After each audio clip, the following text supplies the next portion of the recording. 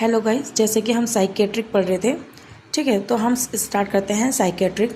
Psychiatric क्या होती है, इस पे हम स्टडी करते हैं बिहेवियर की, ठीक है। यह ना कॉग्निटिव का मतलब होता है थिंकिंग। अब जो न्यूमान का जो एग्ज़ाम होता है उसमें दो चीज़ की ये मेंटल हेल्थ का ज़्यादा आता है, जिसमें कि हम ब्रेन एंड माइंड की अलग अलग स्टडी करते हैं। ब्रेन की स्टडी करने को हम ब्रेन को जो है हम टच कर सकते हैं, छू सकते हैं, और इसको हम कहते हैं ऑर्गेनिक पार्ट, ठीक है। ब्रेन को आप देख सकते हो, लेकिन जो माइंड होता है, जो बिहेवियर, उसको आप देख नहीं सकते, उसको सिर्फ आप ये फील कर सकते हो, बता सकते हो।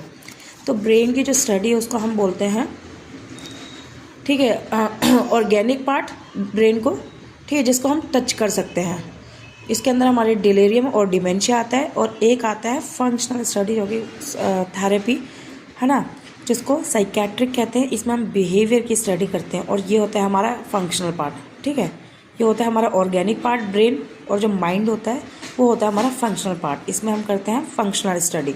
सिगमंड फ्रूड ने साइको एनालिटिकल थ्योरी दी थी। स्टडी ऑफ माइंड के बारे में भी सिगमंड फ्रूड ने बताया था, ठीक है। और उन्होंने बताया था कि जो माइंड जो हमारा वो 3 टाइप का होता है: subconscious, unconscious and conscious mind, ठीक है।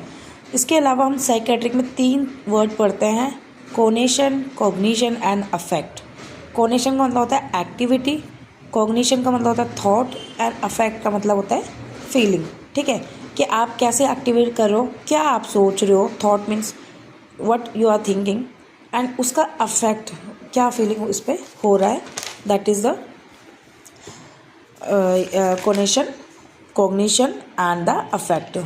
ओके, देन अगर हम बात करें तो 2 टाइप में आपको मैंने बताया। एक तो ब्रेन के डिसऑर्डर होते हैं, जिसको ऑर्गेनिक पार्ट होता है, जिसको हम टच कर सकते हैं, छू सकते हैं, ठीक है। और एक होता है फंक्शनल पार्ट, जिसमें हम माइंड की या फिर बिहेवियर की स्टडी करते हैं। ब्रेन की जो स्टडी होती है उसमें हम 2 चीज़ें पढ़ते हैं मेन: डिलीरियम एंड डिमेंशिया।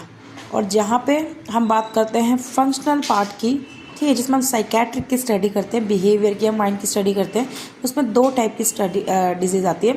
एक आती है साइकोसिस, एक आती है न्यूरोसिस। ये जो साइकोसिस जो होती है वो बहुत ही डेंजरस होती है, ठीक है, क्योंकि इसमें जो इनसाइड होता है वो एब्सेंट होता है। इनसाइड एब्सेंट का क्या मतलब है कि जो पेशेंट है, जिसको ये डिजीज़ है, वो उसको एक्सेप्ट नहीं करता कि उसको कोई प्रॉब्लम है, ठीक है।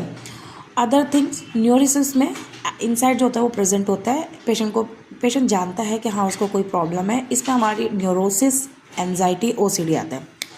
इनसाइड जिसमें एब्सेंट होता है उसको हम साइकोसिस कहते हैं। और इसमें हमारे मेनली जो आती है साइकोटिक डिजीज़ आती है। इसमें फर्स्ट है हमारी सीजोफ्रेनिया,